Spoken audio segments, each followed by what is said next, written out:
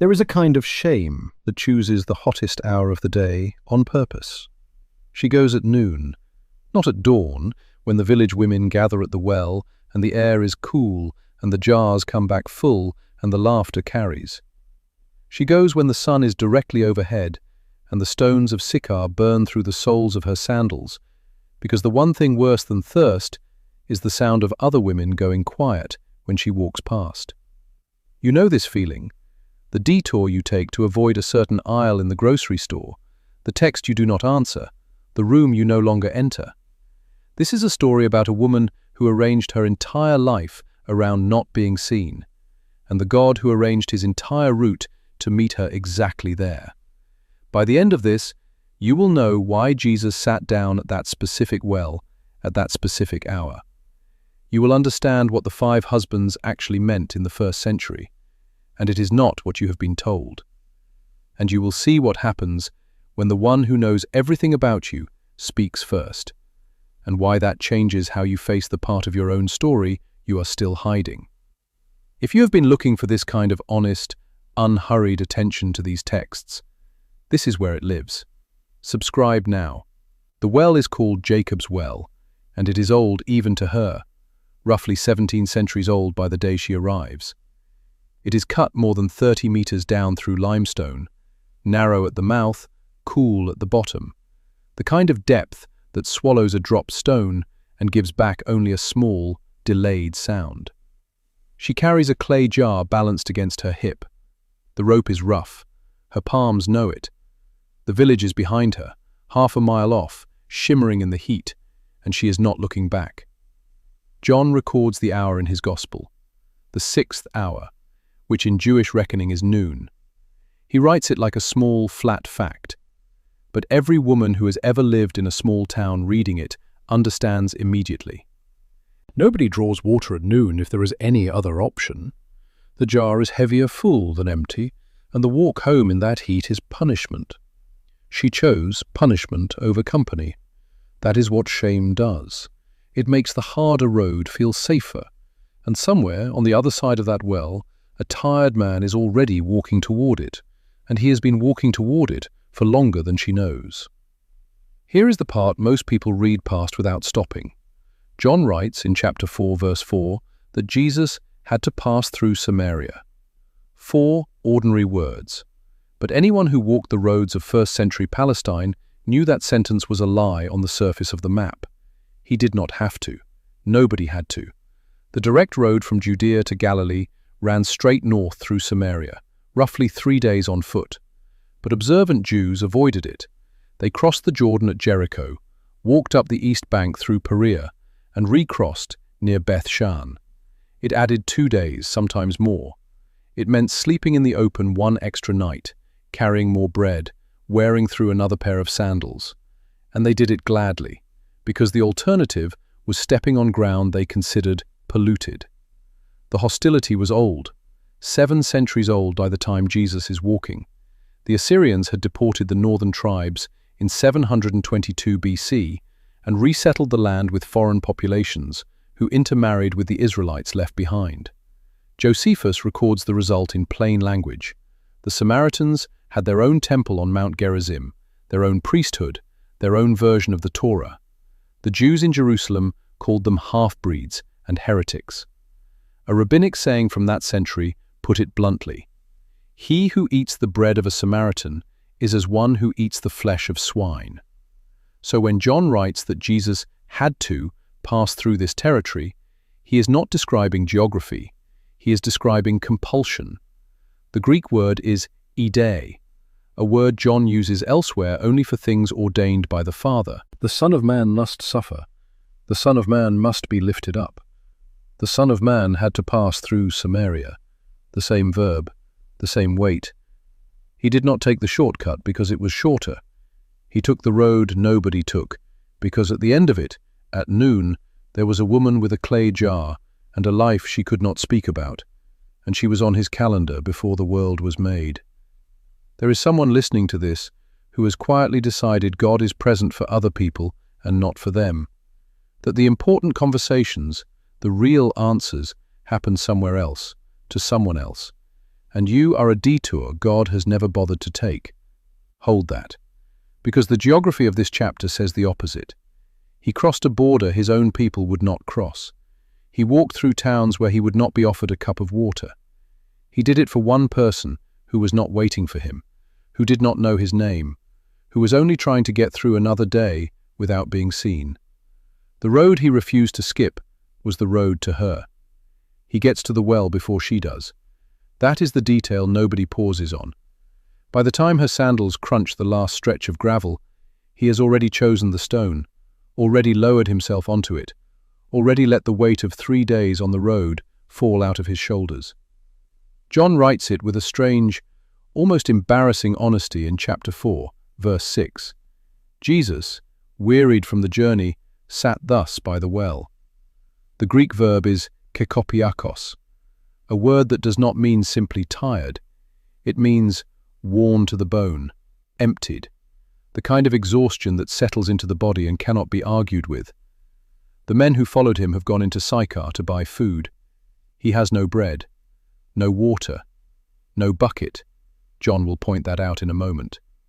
He is a Jewish rabbi sitting alone in hostile territory on a stone at midday, and he is hungry, and he is thirsty, and there is dust in the creases of his feet, and the hem of his robe is stiff with the salt of dried sweat. This is God. Stop there for a second. The Word through whom every spring on earth was dug, sitting next to a well he cannot reach into, the one who fed manna to a nation in the desert, waiting for disciples to come back with lunch. Augustine, writing in the 5th century in North Africa, noticed this and could not get over it. He is weak, Augustine wrote, and he is strong. Weak for you, strong in himself. The weakness is not performance, it is real, and it is deliberate, because here is the question that changes everything about this scene. Who got there first? The text says Jesus sat down, and then she arrived. He did not stumble onto her, she walked up on him. Which means every step she was taking toward that well in her shame, he was already there, sitting, waiting, breathing through the heat, not as a strategy, but as a posture. If you are carrying something you cannot fix for someone you love, a child who will not come home, a parent slipping away 1 month at a time, a marriage that has gone quiet in the wrong way, hold this for a moment. The God of this story does not arrive after you. He is already at the place you are dragging yourself toward, tired, waiting, sitting first. And his being tired is not a problem for him. It is how he meets you. She lowers the jar. The rope scrapes against the stone lip of the well. She does not look at the man sitting a few paces away. She has trained herself over years not to look at anyone. And then he speaks first. 4 words in Greek. Dos moi pain. Give me to drink. It sounds simple in English. In that place, at that hour, it was a detonation. And it broke, all at once, 4 different walls that every person there had been taught were unbreakable. Wall 1. A man did not speak to a woman in public, not a stranger, not without her husband or father present. A rabbi from that period, recorded in later rabbinic writings, warned men not to speak many words even with their own wives in public, and certainly not with another man's. Jesus was a rabbi. He spoke first. Wall 2. A Jew did not ask anything of a Samaritan, and absolutely did not share a drinking vessel with one. The laws of ritual purity declared a Samaritan woman unclean from birth, perpetually. To drink from her jar was to contract her defilement. John himself stops the narration in verse 9 to explain this to his Greek readers, as if even decades later he could not quite believe what he had witnessed. Wall 3. This specific woman. Whatever the villagers knew about her, and in a town that size they knew everything, he was asking for help from the person they had decided was beyond help. The one they whispered about, the one who came at noon. Wall 4, and this is the one that should stop you. God does not ask. Not in that culture. You approach God with a request. God does not approach you with one. And yet here sits the Son of the living God, and the first sentence out of his mouth is not a rebuke, not a command, not a miracle, it is a need. He puts himself in her debt before he says one word about her life. You know this feeling, the way you brace whenever you sense God getting close, because somewhere deep in you, the assumption lives that the first thing he will do is demand something, name something, correct something. Watch what he actually does.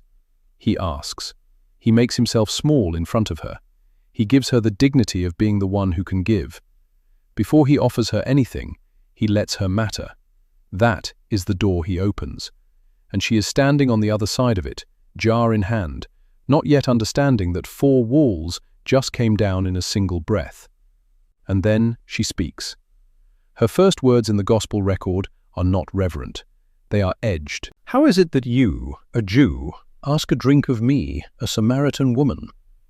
You can hear it in the cadence, the small, defensive laugh of a person who has learned to strike first, because people who do not strike first in her world get struck. She is testing him. She is checking whether he knows what she is and whether he will flinch. He does not flinch. He answers with a sentence so strange it bends the whole conversation sideways. If you knew the gift of God and who it is that is saying to you, "Give me to drink," you would have asked him, and he would have given you living water. Living water. In Greek, haidor zone. In her Aramaic, maim hayim. In the ordinary speech of Sychar, that phrase had a practical meaning: running water, spring water, water that moves, as opposed to the still water cisterns collected from rain. Living water was the better water, the cleaner water, the kind you walked further to get. And here is where her answer turns into one of the most honest lines in the Gospel. She looks at him and says, "Sir, you have no bucket, and the well is deep. Where do you get that living water?" She is not being stupid, she is being literal, and she is being a little bit bitter, and somewhere underneath it, listen closely, she is being curious. Because the question she actually asks at the end of verse 12 is this: "Are you greater than our father Jacob, who gave us this well?" That is not a casual question. That is a door opening a half-inch. She has been drinking from the same well her whole life. Every morning, every evening, every noon she could not avoid. The same rope, the same jar, the same long walk back with the same tired shoulders. And something in her is tired of more than the heat. There is someone listening who has been drawing water from the same well for years. The same coping, the same approval you never quite earn, the same relationship you keep trying to fix, the same numbing at the end of the day. And the well keeps giving you just enough to survive and never enough to live. You are not stupid for returning to it. You are thirsty, and the thirst is not the problem. The problem is that you have learned to settle for water that runs out by noon. He is offering her something that does not, and she is not ready to believe it yet. But she has not walked away. She is still holding the jar. She is still standing on the half-inch of open door. She has asked him in her own edged way if he is greater than Jacob. And instead of answering with a title, he presses deeper. He tells her that whoever drinks the water he gives will never thirst again, that it will become in them a spring welling up into eternal life. And she answers, half desperate and half sarcastic, "Sir, give me this water, so that I may not thirst, nor come all the way here to draw." Hear it. She just named the thing she hates most about her own life, coming here. And now, this is the pivot of the entire Gospel of John, chapter 4. He speaks the one sentence that looks, on the surface, like cruelty. "Go, call your husband, and come back." 5 words in Greek.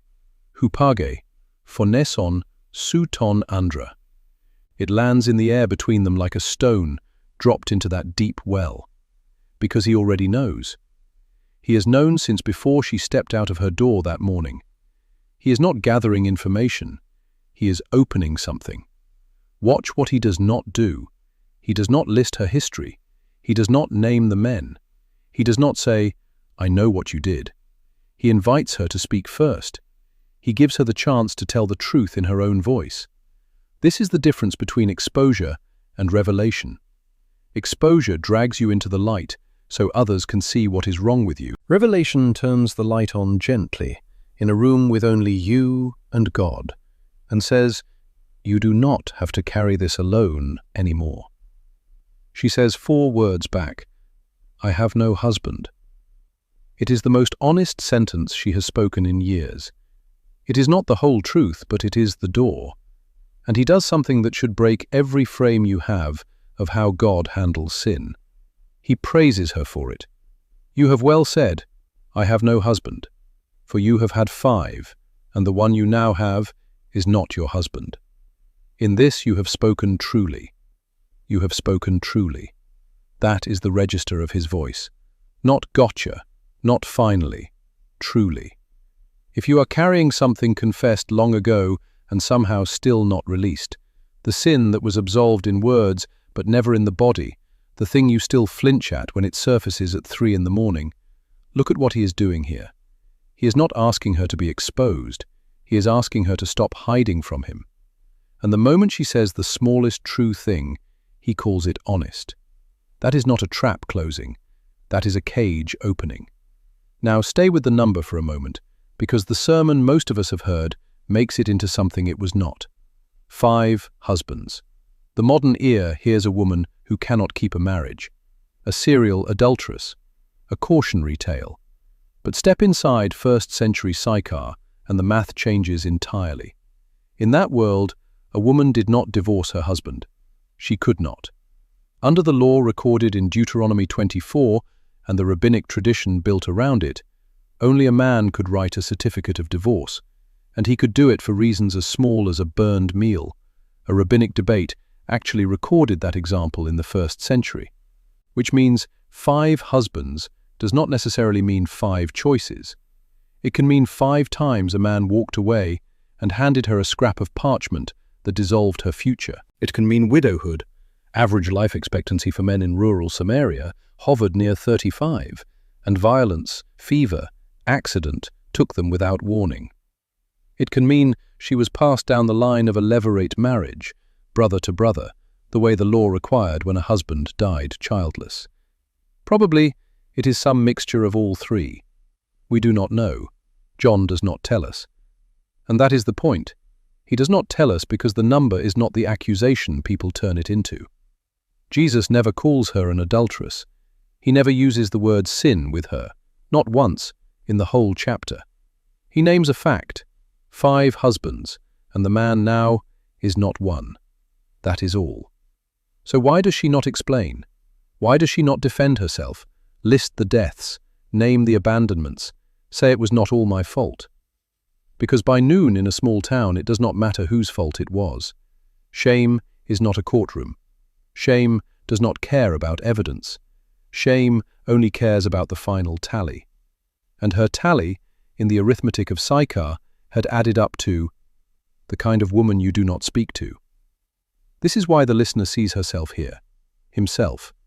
Because whatever the real story of your 5 was, the addiction that was passed down before you chose it, the abuse that shaped the choices nobody understood, the decisions made at 19 that still echo at 47, the marriage that ended not because you stopped trying, but because he did. The village counted. The village always counts. And the God at the well does not. He names the number and keeps his eyes on her face. He is not tallying, he is recognizing. And in his presence, for the first time, the 5 husbands are no longer the thing she is. They are only the thing she has carried, and he has come to carry it with her. She tries now to pivot the conversation upward. Sir, I perceive that you are a prophet. And then quickly, almost like someone changing the subject when the room gets too close, she throws him the oldest argument between her people and his. Our fathers worshipped on this mountain, and you say that in Jerusalem is the place where one ought to worship. Which mountain? Which temple? Which side is right? It is the safest question she can ask. It moves the heat off her life and onto theology. And he answers her honestly. The hour is coming, and now is, when true worshippers will worship the Father in spirit and in truth. No mountain, no temple wall. And then she does something she has never done in the whole conversation. She stops arguing. She says, almost to herself, I know that Messiah is coming, the one called Christ. When he comes, he will tell us all things. It is the sentence of someone who has been waiting longer than she has admitted. And now, stop. because this is the center of the Gospel of John, and most people walk past it. He says to her, "Ego eimi, ho lalon soi." I am, the one speaking to you. 2 words in Greek. Ego eimi, I am. The same 2 words God speaks to Moses out of the burning bush in Exodus 3. The same 2 words that will later make soldiers fall backwards in the Garden of Gethsemane.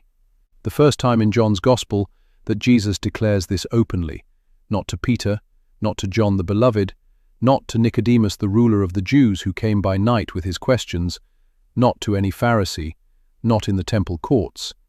It is here, to her, a Samaritan, a woman, with 5 husbands behind her and a man waiting at home who is not her husband. The first recipient of the first I am in the 4th Gospel is the person least qualified, least expected, least legitimate by every rule her culture had. Why? Because he is not looking for the qualified, he is looking for the thirsty. Peter will get there. Nicodemus will get there. The Pharisees will not, because they do not know they are dry. But she has been coming at noon for years. She has already emptied. She already knows the well runs out. And so the one who hid himself from the scholars revealed himself to the woman with the clay jar. If you have been quietly assuming God is saving his clearest words for people with cleaner histories, look at who he picked first. He picked her.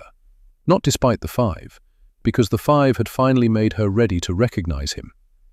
And then John records a detail so small that almost every sermon on this story skips over it. 7 words in the Greek. Apheken un ten hydrian autes hegine. She left her water jar, the woman, and went away into the city. She left it, the thing she came for, the thing she walked half a mile in the noon heat to fill, the thing she had been carrying, rope-burned and clay-heavy, her entire adult life. She sets it down at his feet and walks away from it.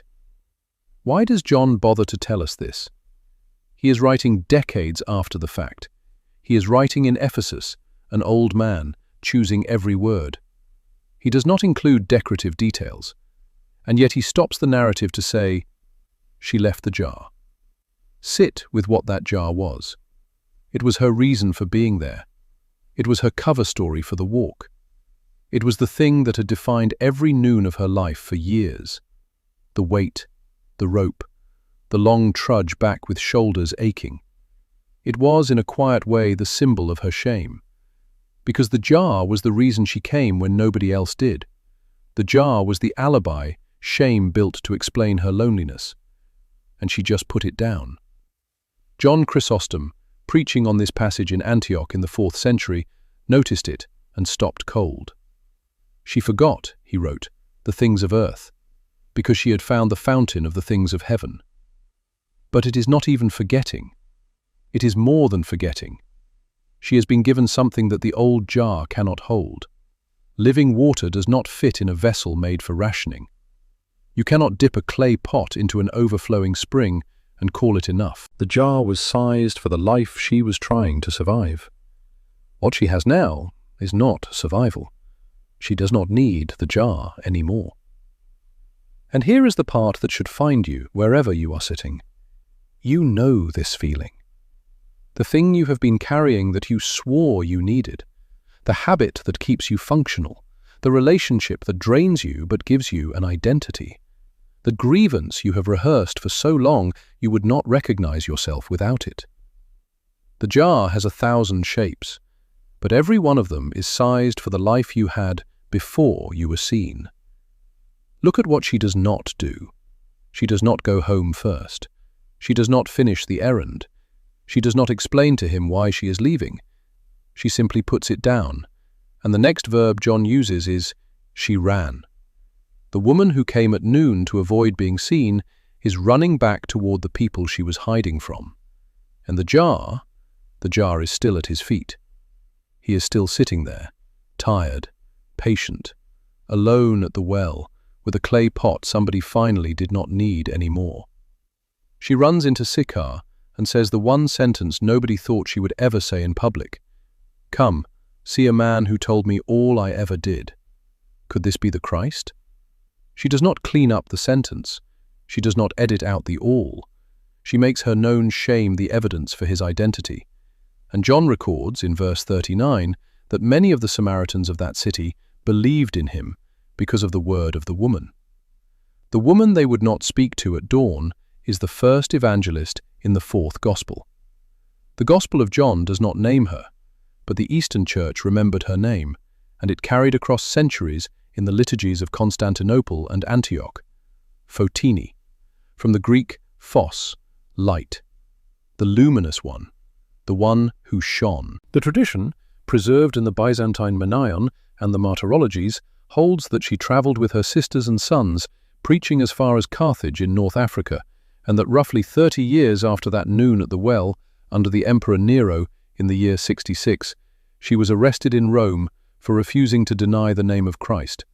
She was tortured, her fingers were broken, and the final sentence they passed on her was this: she was thrown into a dry well and left to die. Sit with it. The woman whose life began at a well of shame ended in a well of glory. The one who sat tired at the stone rim of Jacob's well, waiting for her at noon, was waiting for her again at the bottom of that Roman pit. The first well hid her, the last well crowned her. And now, you. I told you at the beginning you would know why he sat down at that specific well, at that specific hour. Here it is, because you would one day be reading this, and he wanted the record to show that the God of heaven rearranges his route for the one the village will not speak to. I told you that you would understand what the 5 husbands actually meant.